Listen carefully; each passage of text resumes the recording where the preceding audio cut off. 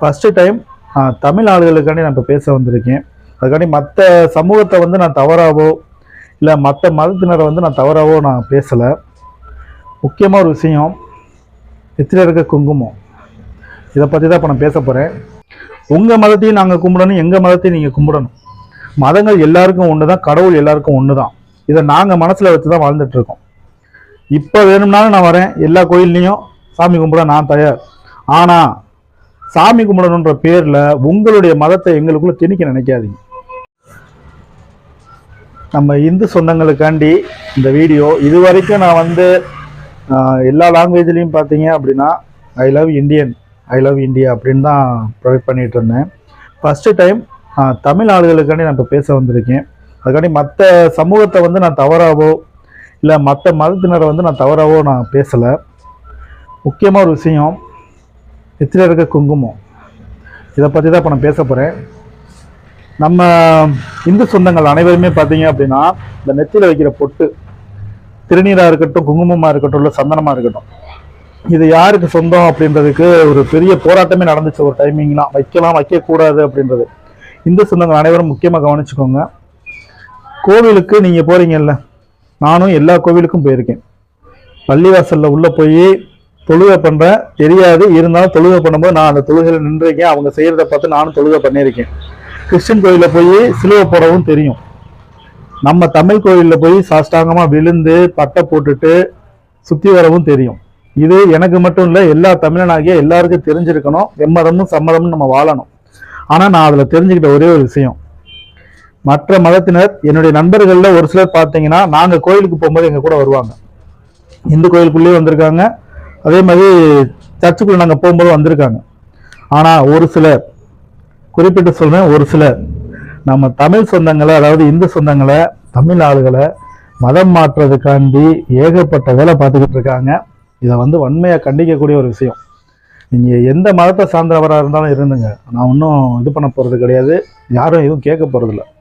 உங்கள் மதத்தை வந்து நீங்கள் கும்பிட்றீங்கன்னா எங்கள் மதத்தை நாங்கள் கும்பிடணும், உங்கள் மதத்தையும் நாங்கள் கும்பிடணும், எங்கள் மதத்தையும் நீங்கள் கும்பிடணும். மதங்கள் எல்லாருக்கும் ஒன்று தான், கடவுள் எல்லாருக்கும் ஒன்று தான். இதை நாங்கள் மனசில் வச்சு தான் வாழ்ந்துட்டுருக்கோம். இப்போ வேணும்னாலும் நான் வரேன், எல்லா கோயில்லையும் சாமி கும்பிட நான் தயார். ஆனால் சாமி கும்பிடணுன்ற பேரில் உங்களுடைய மதத்தை எங்களுக்குள்ள திணிக்க நினைக்காதீங்க. குறிப்பிட்டு சொல்கிறேன், இதை யார் பண்ணுறாங்கன்றதுக்கு நிறைய எடுத்துக்காட்டு இருக்குது. இப்போ எங்கே பார்த்தீங்கன்னாலும் ஒரு குரூப் வருது. நிறைய இடத்துல பார்த்தீங்கன்னா சர்ச்சுக்குள்ளே கொண்டு போய் உட்கார வைக்கிறது முக்கிய மூலஸ்தனமாக இருக்குது. என்கிட்டையும் இதே வேலை நடந்திருக்கு. வீட்டுக்கு வர்றது, ஒரு நோட்டீஸை கையில் வச்சுக்கிறது, நீங்கள் வந்து உட்கார்ந்தா போதும் அப்படின்னு சொல்லிட்டு வர்றது. அங்கே போனோம்னா அவங்களுடைய மத கடவுளை பற்றி கேள்விகள் பதில்கள் நிறையா. இவங்களும் எதுக்காக உள்ளே போகிறோம் தெரியாமே நம்ம ஆட்கள் என்ன பண்ணுறாங்கன்னா போய் உட்காடுறாங்க. எனக்கு தெரிஞ்ச நிறைய இடத்துல பார்த்தீங்கன்னா 1 கிலோ அரிசி, கொஞ்சம் ரேஷன் பொருட்கள், இந்த மாதிரி பொருட்களை கொடுத்து ஆட்களை வந்து இழுத்துக்கிட்டே இருக்காங்க. இது இல்லைன்னு சொல்லி மறுக்கிறதுக்கு ஆளே கிடையாது. நிறைய இடத்துல நான் பார்த்துருக்கேன். திடீர்னு ஒரு இடத்துல பார்த்தீங்கன்னா ஒரு சர்ச்சு முளைச்சிருக்கும், திடீர்னு ஆராதனை நடக்கும், திடீர்னு கூட்டம் கூடும். அந்த கூட்டத்தில் இருக்கிறவங்க பாதி பேர் பார்த்தீங்கன்னா தமிழால். ரொம்ப மன வருத்தமாக இருக்குது. அவங்க கடவுளை அவங்கவுங்க மனசில் வச்சுக்கோங்க. எல்லா கடவுளையும் கும்பிடுங்க, வேணான்னு சொல்லலை. ஆனால் உங்களுடைய உரிமையை விட்டு கொடுக்காதீங்க. இந்த நெத்தியில் இருக்க பொட்டை நிறைய பேர் வைக்கிறதுக்கு தயங்குறீங்க. தமிழ்நாடுகளுக்கு நான் சொல்கிறேன், நெத்தியில் வைக்கிற பொட்டை நிறைய பேர் மறக்குறீங்க. இதெல்லாம் எந்த பழக்கத்தில், எந்த ஒரு அடிப்படையில் நீங்கள் செய்றீங்கன்னு தெரியல. ஒவ்வொருத்தருக்கும் ஒவ்வொரு வழிமுறை இருக்கும். ஜாதி மதம் எல்லாத்தையும் கடந்தது தான், ஓகே, இல்லைன்னு சொல்லலை, மனிதம் இருக்கட்டும். ஆனால் மனிதத்தை கொல்ற மாதிரி ஒரு செயலை வந்து நீங்கள் செய்கிறீங்க. குங்குமம் வைக்கிறது, நெத்தியில் திருநீர் வைக்கிறது, சந்தனம் வைக்கிறது தவறுன்னு எவனும் சொன்னது கிடையாது. அதெல்லாம் கடந்து வரணும். நான் குங்குமம் வச்சுக்கிட்டு தான் பள்ளிவாசலுக்குள்ளேயும் போயிருக்கேன், திருநீர் வச்சுக்கிட்டு தான் சர்ச்சுக்குள்ளேயும் போயிருக்கேன். யாரும் என்னை நிப்பாட்டினது கிடையாது. ஆனால் நம்ம தமிழ் சொந்தங்கள் நிறைய பேர் உள்ளே போகும்போது அதே பழக்கத்துக்கு திருநீரும் இல்லாமல் குங்குமமும் இல்லாமல் வெறுமனை உள்ளே போய் நுழையிறீங்க. நான் நிறைய பேரை பார்த்துட்டேன். உங்களுடைய மத அடையாளத்தோட மற்ற சாமிகளை கும்புறதுல எவனும் தலையிட்டானா தலையை துண்டா எடுக்கிறதுக்குன்னு ஆண்டவன் இருக்கான். நீங்களும் நானும் போராட வேணாம், சரியா? ஆனா உன் கோயிலுக்குள்ள நான் வரணும்னா என்னுடைய அடையாளத்தை நான் அழிச்சாதான் உன் கோயிலுக்குள்ள வரணும்னா அது தேவையே கிடையாது எனக்கு. நான் அந்த மதத்தை, அந்த கடவுளை நான் வெளியே நின்றே கும்பிட்டுக்கிறேன்.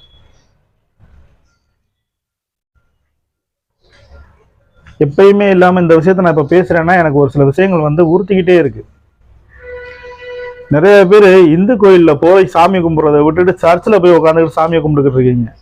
போய் கும்பிடுங்க, வேணான்னு சொல்லலாம். ஆனா இந்து கோயிலுக்கு முதல்ல போங்க. இது வரைக்கும் ஜாதி மதத்தை பத்தியே வாயை திறக்காம இருந்த ஒருத்தன் கேப்டன் அவர்களுடைய ஒரு ரசிகன். ஆனா இன்னைக்கு எனக்கு என்ன கோபம்னா, எனக்கு தெரிஞ்சு ஒரு சில விஷயங்கள் காதுக்கு வந்ததெல்லாம் பாத்தீங்கன்னா, எல்லாம் பாத்தீங்கன்னா சர்ச்சில் கொண்டு போய் உட்கார வைக்கிறாங்க.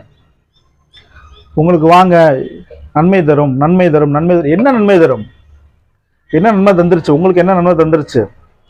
கடவுள் எதுக்கு? மன அமைதிக்கு, மன ஒற்றுமைக்கு, எல்லாரும் ஒற்றுமையா இருக்கணுன்றதுக்காகத்தான். என்னுடைய அடையாளத்தை அழிச்சிட்டு நான் உங்ககிட்ட வந்து உட்காரணும்னு எனக்கு தேவையே கிடையாது. எனக்கு இருக்கு, எனக்கு என்னுடைய மதம் இருக்கு, என்னுடைய கடவுள் இருக்கு. உங்க மதமும் உங்க கடவுளும் எனக்கு இருக்கட்டும், நான் வேணான்னுலாம் சொல்ல மாட்டேன், மறுக்கவும் மாட்டேன். ஆனா என்னுடைய மதத்தையும் என்னுடைய கடவுளையும் நான் ஒதுக்கிட்டு தான் வந்து உன் கடவுள்கிட்ட உட்காரணும் அப்படின்னா உன் கடவுள் எனக்கு தேவையில்லை. இந்த வீடியோ பார்க்குற யாரா இருந்தாலும் சரி, யாராவது ஒருத்தர் பக்கத்துல இருக்கவங்களையோ, ஏத்து இருக்கவங்களையோ, தெருவில் இருக்கவங்களையோ யாரையாவது மதம் மாற்ற கூட்டிட்டு போனீங்கன்னு தெரிஞ்சதுன்னா யாரா இருந்தாலும் சரி அவாய்ட் பண்ணிருங்க. சரியா? உங்களுடைய வரையறை, அதாவது உங்களுடைய வரலாறு, உங்களுடைய வாழ்க்கை முறை அது வேற. அவங்களுடைய வரைமுறை, வாழ்க்கை வரைமுறையெல்லாம் வேற. சரியா? நிறைய பேர் அவாய்ட் பண்ற விஷயங்கள் என்ன தெரியுமா? உங்களுடைய வாழ்க்கையை தொலைச்சிக்கிட்டு இருக்கீங்க. சந்தோஷம் எங்க இருக்குன்னு போய் பாருங்க. முதல்ல எந்த கோயில்ல சந்தோஷம் இருக்குன்னு பாருங்க. மன அமைதி வேணுமா? பள்ளிவாசல்ல போய் உட்காருங்க, புறா சவுண்டோட அவ்வளவு அழகா இருக்கும். நிம்மதி வேணுமா? சர்ச்சில் போய் உட்காருங்க, மணி ஓசையோட அழகா இருக்கும். சந்தோஷம் வேணுமா? போங்க நரசிங்க பெருமாள் கோயில்ல போய் பாருங்க, இந்த பக்கம் போய் இருக்க கோயில்ல பாருங்க, இந்த கோயில்ல போய் பாருங்க. அவ்வளவு சந்தோஷமான விஷயங்களை நீங்க கண்ணால பார்க்கலாம். குடும்பத்தோட கோயிலுக்கு வர்றது, குழந்தைங்க விளையாடுறது, அவ்வளவு விஷயங்கள் நீங்க பார்க்கலாம். நான் பேசுறத தவறு இருந்தா மன்னிச்சுக்கோங்க. ஆனா கோயில்ல சாமி கும்பிடுறத நீங்க எந்த கோயில வேணாலும் எப்படி வேணாலும் சாமி கும்பிடுங்க. உங்களுடைய அடையாளத்தை மாத்திக்கிட்டு சாமி கும்பிடணும்னு தேவையில்லை. கவனம் தேவை. மதத்தை விட்டுட்டீங்கன்னு வச்சுக்கோங்க, மனுஷன் கூட மதிக்க மாட்டான். இங்க வச்சுக்கோங்க, இங்க வச்சுக்காதீங்க. பள்ளிவாசலை தாண்டுறீங்களா? சாமியை கும்பிடுங்க, தொழுக.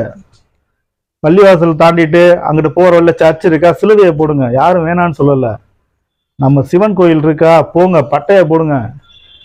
யாரும் எதுவும் கேட்க மாட்டாங்க. ஆனா இதெல்லாம் விட்டுட்டு இந்த கோயில இருந்து அந்த கோயில், அந்த கோயில இருந்து இந்த கோயில் மாறணும்னு நினைச்சீங்கன்னா, உங்களுடைய அடையாளத்தை அழிச்சு மாறணும்னு நினைச்சீங்கன்னா அது இருக்கிறதுலே மிகப்பெரிய பாவம்.